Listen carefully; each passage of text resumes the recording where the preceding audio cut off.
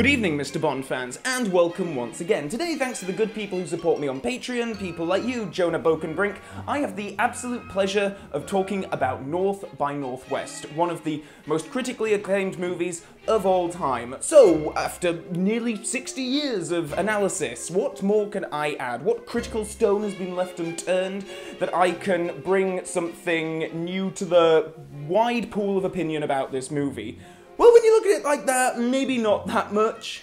The film has been dissected many times before by people far more qualified than myself, so this is certainly not going to be an intellectual analysis or a film school breakdown, though I do get a little bit film schooly at some points, but rather I'm just going to talk about what I like and maybe dislike about the film, and also talk about its relationship to the James Bond franchise, because that's the main thrust of this channel, and also because there's a lot here that certainly seems to have influenced many aspects of 007. So this is one of director Alfred Hitchcock's most famous films, and it stars Cary Grant as Roger O. Thornhill, an advertising executive living a cushy life in New York, who is mistaken for a spy and then embroiled in a tale of espionage on the run from a bunch of bad guys led by James Mason, and melting the heart of icy blonde Eve Kendall, played by Eva Marie Saint. The film is very much a collection of excellent set pieces tied together by this plot of mistaken identity and spies. The main difference between a Bond film and this, for me anyway, is that North by Northwest is not so concerned with the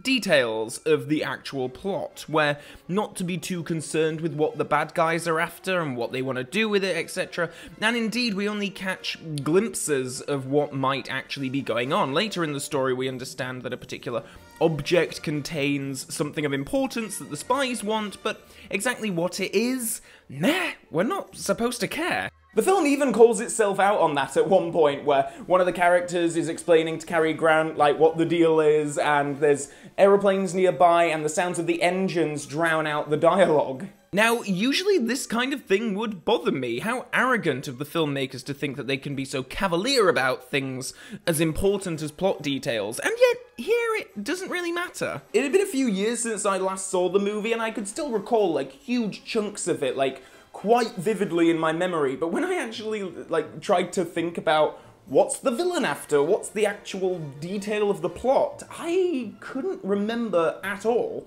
But that's really not what's important here. What is important is Cary Grant and Eva Marie Saint. Hitchcock specialised in stories about everyday people wrapped up in extraordinary circumstances, and that's what he's going for here, and as such, we don't really need to care about what's on the microfilm or why the Russians may want it.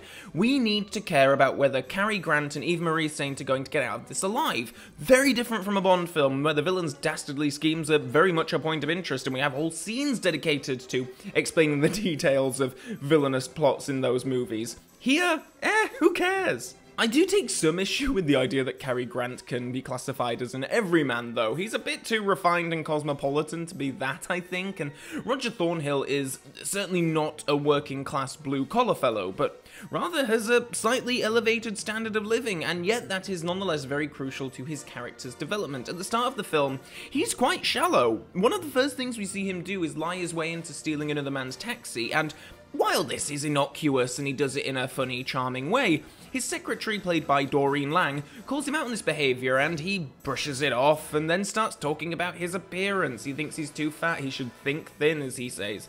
It's such economical and well-judged character setup. At no point is Thornhill unlikable, in part, of course, thanks to Cary Grant's amazing on-screen charm, but we certainly understand there are negative aspects to his character. The film then puts him through trial after trial after trial and beats him down, but in the process strengthens him, so by the time we get to the end of the film, he's prepared to potentially make a huge sacrifice to save a woman who he has fallen in love with. Sorry, I got a little film schooly there, didn't I? But while we're on the subject of characters, Eva Marie Saint goes on something of a transition too, as her relationship with Grant's character breaks down her icy facade, and the pair have such a wonderful chemistry together. There's a scene where they're standing in a small forest at Mount Rushmore, and the dialogue and music, that everything works so well. It's such a beautiful scene. They are absolutely electric on screen together. Speaking of electricity, as are the action and suspense set pieces that are dotted about the film as well. The most famous, of course, being the scene in which Cary Grant's character dodges a crop dusting plane, and the scene and the build-up are just everything that legend has led you to believe, just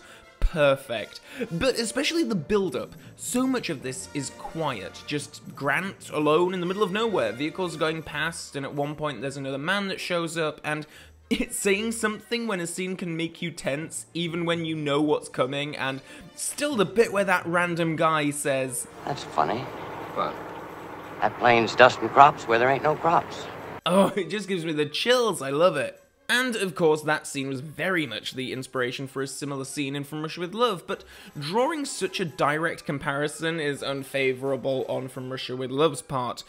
To me, anyway, the Hitchcock scene wins hands down. It's well known that Alfred Hitchcock was touted as a potential director for the first James Bond film, and while I would be curious to live in the alternative dimension where that did happen, I'm actually quite glad that it didn't, and that's saying something, because Alfred Hitchcock is my favourite movie director of all time, and I adore the vast majority of his work, but I'm glad that the Bond series was able to be its own thing from the start without feeling like it was dwelling in the shadow of a master who started the thing. Not to say that people involved in the production of the early Bond films weren't masters of their crafts, many of them were. But a Hitchcock film is just that, a Hitchcock film, whereas a Bond film is more than just any one particular filmmaker. Just to talk about the supporting cast, standout players include Jessie Royce Landis as Cary Grant's mother. Hilarious, given that the two of them were practically the same age, and the mother character doesn't do much other than inject a bit of levity and be someone for Thornhill to talk to as he investigates the life of the spy he has been mistaken for. But the gags are great and the actors bounce off each other so well, so the fact that the character doesn't really bring much beyond the occasional comedic moment, that doesn't matter, it's fine. As far as the villains go, James Mason is suitably oily and snake-like, very charming and debonair, but seemingly inhuman as a result. I think he's actually a bit of a weak villain. He doesn't leave much of an impression on me, to the extent that I'm not sure if he's actually really supposed to. He doesn't get much of a comeuppance for a main bad guy, and much more grisly ends are met by his underlings. But again, everything else is working so well that I never feel like North by Northwest is really missing a stronger main villain.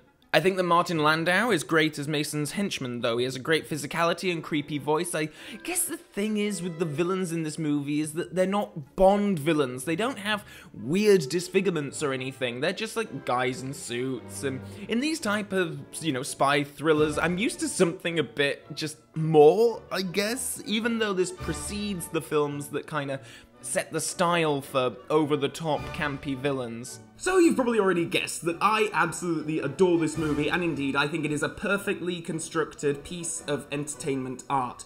That being said, there are 5 minutes or so of the movie that I find absolutely intolerable to sit through.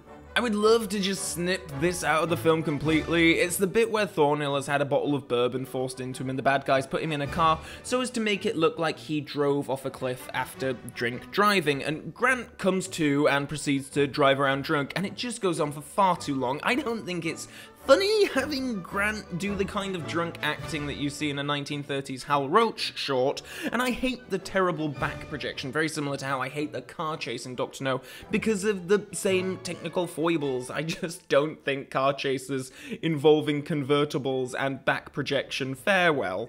On a similar note, though, one area where the Bond films improve on North by Northwest, I think, is that Bond films actually go to the locations, make you believe the characters are there, because yes, that is Sean Connery at the Hagia Sophia in Istanbul. Hitchcock famously hated going on location, so there's an artificiality to his films that you just have to accept, and for the most part it doesn't bother me. What bothers me is when they clearly have the actors at the real-life location, but for some reason have decided that a small part of the scene should be filmed on a soundstage, so it's just a bit jarring, as are some of the matte paintings and more obvious bits of back projection. Despite that, there are still some standout shots, and this particular one of Cary Grant running from the plane is one of my favourite continuous shots in all of cinema. I think the movie also contains possibly my favourite few lines of dialogue in all of cinema too. I'm an advertising man, not a red herring. I've got a job, a secretary, a mother, 2 ex-wives, and several bartenders dependent upon me.